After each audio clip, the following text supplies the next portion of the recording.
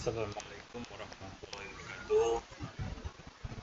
Berjumpa lagi dengan saya, Akadun, dalam sesi perkuliahan pemerintahan dan otonomi daerah. Nah, melanjutkan pembahasan pada sesi yang ke-9, pada sesi yang ke-10 ini kita akan bagaimana cara mengukur kadar desentralisasi. Bagaimana kita mengukur kadar desentralisasi. Kalau pada minggu yang kemarin, pada minggu yang kemarin kita sudah membahas bagaimana kita mengukur desentralisasi. Ada beberapa variabel, ada 6 variabel, maka kita juga akan melihat untuk mengukur desentralisasi ada beberapa variabel yang kita akan bahas. Pada negara-negara tertentu sering dibandingkan dengan respesi tingkat desentralisasi. Desentralisasi dapat dilihat sebagai variabel, bukan sebagai suatu atribut. Pemerintah lokal Amerika dapat dikatakan lebih desentralisasi ketimbang di Inggris. Jerman Barat mendukung desentralisasi ketimbang Australia. Demikian juga Selandia Baru lebih desentralisasi daripada Jerman Barat. Hal ini sering diargumentasikan bahwa federalisme Amerika Serikat sudah menjadi lebih sentralisasi, sementara Kanada sebaliknya. Ketika di Inggris diceritakan bahwa ada ketidakpuasan publik atas sentralisasi pemerintah Inggris dan kerajaan Inggris, lebih banyak sentralisasi karena sebagai negara industri besar. Biarpun begitu, terdapat kesulitan teritorial dalam membuat perbandingan sistematis antara negara atau dalam negara. Jim Fessler mengidentifikasi 3 masalah metodologi yang dihadapi ilmuwan politik yang ingin mendiskusikan desentralisasi dari tingkat umum ke tingkat presesi. Pertama, secara linguistik, istilah desentralisasi dan desentralisasi cenderung dikotomi dalam pemikiran kita. Kedua, masalah pengukuran dan kelemahan yang ditunjukkan desentralisasi. Ketiga, masalah perbedaan istilah desentralisasi antara wilayah dalam suatu negara. Ketiga masalah dapat diringkas dalam 3 pengukuran antara dikotomi dengan kontinum. Perbedaan antar daerah dan pembentukan indikator pengukuran distribusi kekuasaan teritorial yang berkaitan dengan isu-isu metodologikal. Kita dapat mengukur desentralisasi jika kita ingin mengetahui apakah perubahan yang sudah terjadi, ketika ada desentralisasi, dilihat itu. Dan apa konsekuensi dari perubahan tersebut. Tentu saja ada implikasi-implikasi, ada benefit-benefit yang muncul ketika ada perubahan tersebut. Jika kita menguji apakah hubungan antara tingkat pemerintahan yang berbeda sudah bergerak ke arah sentralisasi yang lebih besar, bahwa perubahan tersebut secara langsung berpengaruh kepada keseimbangan kekuasaan dan lainnya dapat mengambil sudut pandang berbeda atau kekuatan politik lain sampai mengaruhi hubungan antar pemerintahan. Ada beberapa variabel yang mempengaruhi tingkat desentralisasi. Pertama, berkaitan dengan fungsi pemerintahan. Salah satu kebingungan menguji perubahan dalam tingkat desentralisasi dihubungkan kepada fungsi dan kekuasaan pemerintahan lebih bawah. Legislasi atau interpretasi untuk menggeser suatu fungsi pemerintahan dari satu level ke level lain akan mengubah tingkat desentralisasi dalam suatu negara. Sentralisasi dapat dikurangi oleh perluasan yurisdiksi pemerintahan subordinat atau bawahannya atau subnasional. Pengujian ini dikomplekskan oleh fakta bahwa penyediaan barang-barang publik seperti pendidikan sering menukik antara tingkat desentralisasi pemerintahan, tetapi dikenal untuk pemerintah pusat mengambil alih tanggung jawab untuk pelayanannya. Sesudahnya, pengadministrasian pelayanan itu di kantor administrasi sendiri atau badan manajemen yang ditunjuk oleh atau yang kuasi independen. Ketika melakukan investigasi distribusi pelayanan negara antara pemerintah yang dilibatkan atau unit federal dan kantor wilayah administrasi adalah penting untuk mengingat bahwa beberapa bidang pelayanan untuk merespon kegiatan eksekutif substantif seperti pekerjaan perluasan pertanian yang pada prinsipnya dapat dilakukan oleh pemerintah subordinat atau subnasional. Sementara lainnya mencerminkan aspek-aspek pengawasan pusat atau mesin pemerintahan seperti inspeksi, audit, evaluasi kebijakan, pengawasan. Indikator pergeseran dalam keseimbangan kekuasaan teritorial terlihat dari informasi dalam perubahan alokasi fungsi pemerintahan yang dapat diperoleh dari data belanja dan personil. Jadi kita melihat apakah fungsi pemerintahan tertentu, misalkan pendidikan, sudah didesentralisasikan atau belum. Dilihat nih, dari pertama data belanja. Apakah belanja digunakan untuk menjalankan fungsi pemerintahan itu masih ada di tingkat pemerintah pusat lebih besarnya, ataukah diserahkan kepada daerah? Kalau belanja untuk urusan pendidikan itu daerah-daerah lebih besar daripada pusat, maka itulah terjadi desentralisasi. Tetapi kalau belanja pendidikan masih besar di pemerintah pusat, itulah cenderung sentralisasi. Demikian juga kalau orang-orang yang menangani pendidikan atau kesehatan lebih banyak di daerah, maka itu desentralisasi. Tapi kalau masih yang ngurusi kesehatan itu masih di tingkat kementerian gitu, maka itulah yang namanya sentralisasi. Volume pengeluaran lokal sebagai sebuah proposisi membandingkan negara atau dalam suatu negara pada periode yang berbeda. Peningkatan desentralisasi akan dicerminkan oleh tumbuhnya proporsi belanja publik oleh pemerintah daerah. Pengeluaran negara dan pengeluaran daerah di Amerika Serikat sudah digunakan untuk tujuan ini. Variabel yang kedua untuk mengukur desentralisasi itu adalah delegasi. Perubahan dalam tipe dan tingkat delegasi kepada pemerintah daerah berakibat pada distribusi kekuasaan teritorial. Ada 3 faktor penting yang harus diperhatikan dalam kaitannya delegasi ini. Pertama, apakah pemerintah daerah sudah memiliki general kompeten untuk mengerjakan apa saja yang dianggap perlu untuk memenuhi kebutuhan daerah seperti dipersepsi oleh pembuat urusan daerah, atau perlu untuk menemukan beberapa konfirmasi undang-undang sehingga dapat bertindak pada peristiwa khusus atau memberikan pelayanan khusus, atau di ultra vires doctrine. Nah, ini kita sudah membahasnya ketika membahas tentang kewenangan atau urusan-urusan pemerintahan, pembagian urusan pemerintahan. Itu kita sudah membahasnya tentang itu. Yang kedua, bentuk pengawasan administrasi pusat yang dilakukan mungkin dibedakan antara pengawasan disertai sanksi dan pengaruh terhadap pemerintahan daerah untuk bebas meresistensinya. Analisis perbandingan suka diwujudkan. Suatu perbandingan antara rentang fungsi-fungsi yang didesentralisasikan sangat melebar dan delegasi minimal dengan rentang sempit tetapi lebih besar delegasi. Ketiga, variasi antara negara. Apakah pengawasan pusat lebih utama mengambil bentuk inisiasi atau veto? Hal ini sangat tergantung pada sikap dari agen-agen pemerintah pusat kepada pemerintah lokal yang bertanggung jawab untuk hal itu. Di Britania Raya, departemen pusat sudah dibiasakan dengan serangkaian sikap yang berbeda. Beberapa regulator proporsional dan laissez-faire.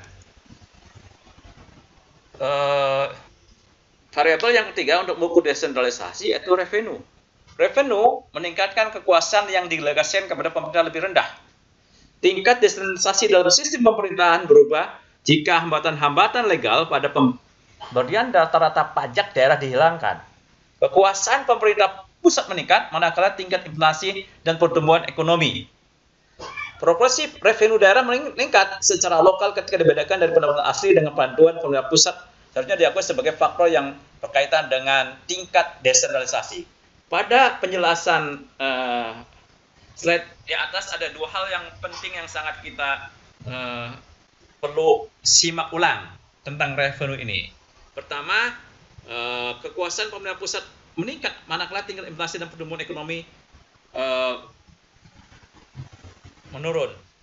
Inflasi meningkat tapi pertumbuhan ekonomi menurun. Jadi kalau kita berkaitan dengan urusan-urusan inflasi, pertumbuhan ekonomi gitu ya, nilai tukar rupiah, maka itu menjadi urusan pemerintah pusat. Maka biaya untuk itu sebagian besar untuk menangani itu ditangani oleh pemerintah pusat. Nah, berarti itu kecenderungannya sentralisasi. Demikian juga ini biasanya revenue juga ini berkaitan dengan pendapatan. Manakala terjadi desentralisasi dalam revenue, artinya daerah itu diberikan kesempatan untuk menarik sumber-sumber pendapatan daerah yang lebih banyak, terutama pajak itu lebih banyak ke daerah ke. Kalau tidak, maka itu sentralisasi. Nah, sekarang di Indonesia sebenarnya sumber-sumber pendapatan asli daerah itu sangat kecil. Pajak itu sekitar ada 8 ya. Untuk kabupaten kota itu misalnya dari pajak penerangan jalan, pajak bumi dan bangunan individual gitu ya, pajak reklame, pajak restoran, pajak hotel lah, itu pajak yang sifatnya itu ya, yang sebenarnya sangat kecil sekali itu ya, jadi sebenarnya sangat kecil. Nah, sebenarnya itu berarti itu lebih cenderung kepada sentralisasi kalau seperti itu. Variabel yang lainnya itu creating area government. Metode yang diadopsi oleh negara membuat pemerintah daerah menjadi variabel penting dalam negara kesatuan. Bagaimana suatu ukuran pemerintahan gitu ya dibentuk gitu ya. Hal ini akan berpengaruh pada institusi pusat dan daerah beroperasi sebagai partner atau apakah benar dalam daerah itu sebagai agen pusat. Nah, tentang pemerintahan daerah ini sebenarnya memang kalau desentralisasi kan kalau kita pernah membahasnya itu ada dua hal ya. Desentralisasi itu bisa berwujud devolusi. Nah, devolusi itu berarti penyerahan urusan pemerintahan yang kewenangannya diberikan kepada daerah, maka dalam hal ini pemerintah daerah tersebut sebagai partner. Tetapi ketika dia konsentrasi, artinya urusan itu tetap ada di tangan pemerintah pusat, tapi dilaksanakan oleh agen pemerintah pusat di daerah, maka itu sebenarnya pejabat di daerah itu merupakan agen dari pemerintah pusat. Demikian juga sebenarnya dalam konteks Indonesia ini, gubernur itu juga bukan hanya sebagai partner pemerintah pusat, tapi juga agen dari pemerintah dalam pelaksanaan otonomi daerah ini. Karena dia memegang kekuasaan monitoring, evaluasi, pengawasan, pemberdayaan, fasilitasi juga ya. Ini megang itu sebagai wakil pemerintahan pusat, agen pemerintah pusat. Demikian juga ketika dekonsentrasi dalam urusan pemerintahan umum, itu juga semuanya menjadi agen pemerintah pusat itu sampai tingkat kecamatan. Kecamatan itu juga agen pemerintah pusat dalam dekonsentrasi urusan pemerintahan umum. Kabupaten kota juga agen ya. Jadi bupati dan wali kota itu agen pemerintah pusat juga. Demikian juga kaitannya dengan gubernur itu sebagai agen pemerintah pusat juga itu. Pemerintah lokal dapat menerima kekuasaan dan kewajiban melalui tindakan legislatif atau delegasi eksekutif, di mana sumber kewenangan daerah adalah legislatif akan menjadi lebih desentralisasi daripada sumber dari eksekutif.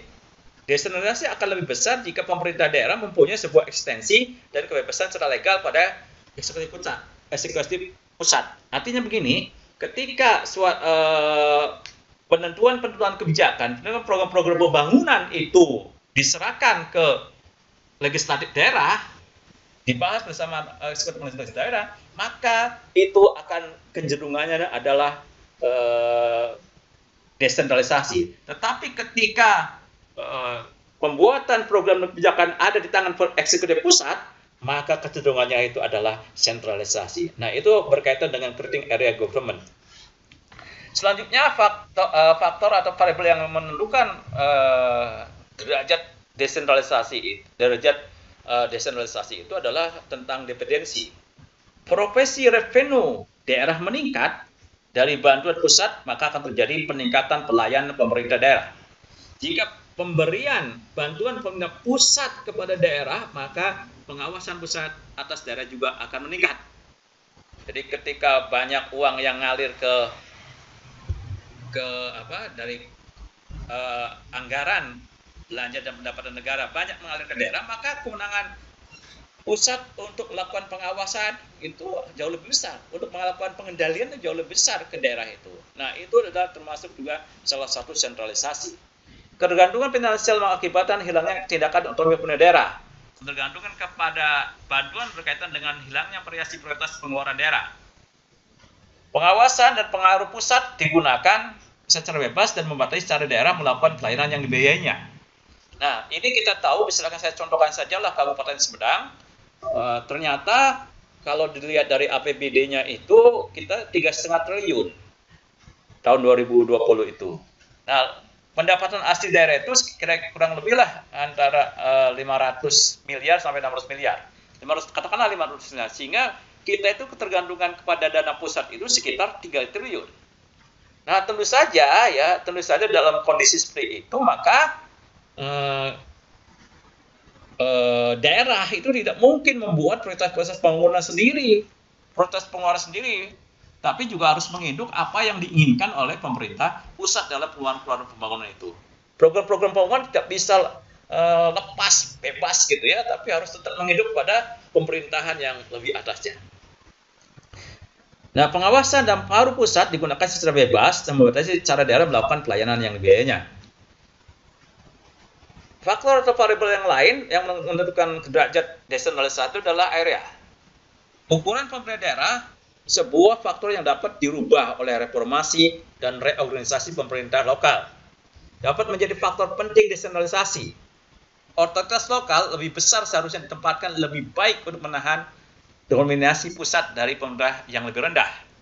Daerah yang memiliki sumber revenue lebih kuat, organisasi lebih profesional, kemampuan lebih besar memenuhi kebutuhan daerah karena catchment area lebih besar dan lebih pengalaman dalam mengelola organisasi dan sumber daya yang lebih besar. Nah, untuk ukuran daerah tingkat 2 ini besar kecil itu sangat mempengaruhi derajat desentralisasi. Lebih besar wilayah daerah otonom itu, bahkan lebih besar desentralisasinya. Lebih kecil wilayah kerja dari daerah otonom itu, maka akan derajat sentralisasi lebih kuat. Kekuasaan legislatif lebih rendah daripada kekuasaan pemerintah. Dalam arti populasi dan wilayah akan menentukan ukuran desentralisasi. Variabel yang selanjutnya adalah partai politik. Politik, baik dalam negara federal maupun kesatuan, cenderung didominasi oleh organisasi politik nasional. Dengan kantor-kantor lokal berkaitan dengan kantor-kantor pemilihan di pemerintah nasional dan subnasional. Mereka berpendapat bahwa sentralisasi dalam federasi dapat diukur oleh tingkat yang mana satu partai mengontrol tingkatan pemerintahan dan sejauh mana pemimpin partai pusat mengontrol anggota-anggota partai secara lokal. Dia menyebutkan bahwa dari analisisnya pada Federasi Amerika Serikat bahwa sistem partai yang terdesentralisasi menjadi pelindung utama bagi integrasi negara. Hakikat sistem partai seperti organisasi partai internal dipengaruhi oleh struktur kekuasaan teritorial yang dilaksanakan. John Gifford sudah memberikan perhatian kepada pentingnya pembedaan antara peran berbeda partai nasional dengan partai politik subnasional.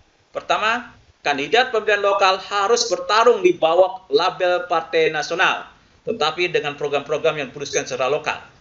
Kedua, 1/4 partai harus memberikan nasihat kebijakan kepada pemilik kantor partisipan. Ketiga, nasionalisasi partai politik harus bergerak dari the best exhortation ke peningkatan dewan lokal dalam mengadopsi kebijakan-kebijakan tertentu. Kelima, kepala harus mengikuti dan memonitor tindakan-tindakan lokal. Nah, kita tahu ya sebelumnya, mohon maaf, kepada partai politik ini di Indonesia pada dasarnya kekuasaan kewenangan partai politik berada di tangan DPD pusat partai politik tersebut. Sehingga apapun keputusan-keputusan yang di daerah itu sangat tergantung kepada partai politik di tingkat pusat. Bahkan untuk urusan penentuan siapa calon bupati, wali kota, atau gubernur itu sangat ditentukan oleh rekomendasi dari partai politik tingkat pusat. Nah, ini makanya sangat-sangat sulit juga kita itu melakukan desentralisasi karena partai politiknya sendiri adalah sentralisasi. Dan yang terakhir ini tentang struktur sistem. Struktur pemerintahan daerah dengan sendirinya menjadi faktor signifikan tingkat desentralisasi. Hal ini membuka manipulasi sejak pusat memutuskan sistem apa yang seharusnya berisi struktur tunggal atau jamak dengan bentuk pemerintahan lokal primer atau sekunder dan institusi-institusi bertujuan tunggal atau multifungsional. Jadi ada lembaga-lembaga yang memiliki tujuan tunggal dan yang multifungsional. Kalau tunggal mungkin misalkan seperti BPN gitu ya, tunggal. Kementerian Agama ngurus agama saja gitu ya. Ada dinas kesehatan, ada dinas pendidikan tunggal gitu. Tapi ada juga yang ngurus segala macam urusan gitu. Ya. Lembaga misalkan kantor kecamatan itu ngurusin segala macam.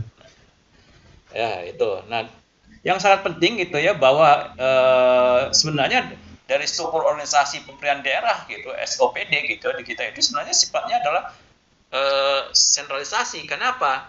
Karena pengaturan tentang SOPD itu sebenarnya ditentukan oleh peraturan-peraturan pemerintah yang dibentuk oleh pemerintah pusat.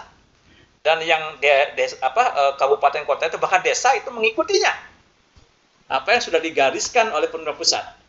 Mengapa hal demikian? Ya tadi karena memang daerah itu tidak memiliki kemampuan revenue tersendiri, sehingga untuk belanja pegawai pun ya belanja pegawai, belanja program, belanja pembangunan itu juga harus menginduk ke pusat. Makanya tidak punya kekuasaan untuk membentuk lembaga. Kalau SOPD di daerah itu seenaknya, maka mungkin pembiayaannya akan menjadi bengkak. Makanya struktur organisasi daerah itu bentuknya dari replika. Biasanya struktur organisasi yang sifatnya lini dan staf hampir semuanya seperti itu. Nah, itu saya kira yang bisa saya sampaikan pada kesempatan pertemuan yang ke 10 ini ya. Jadi semoga bisa bermanfaat untuk kita semua. Assalamualaikum warahmatullahi wabarakatuh.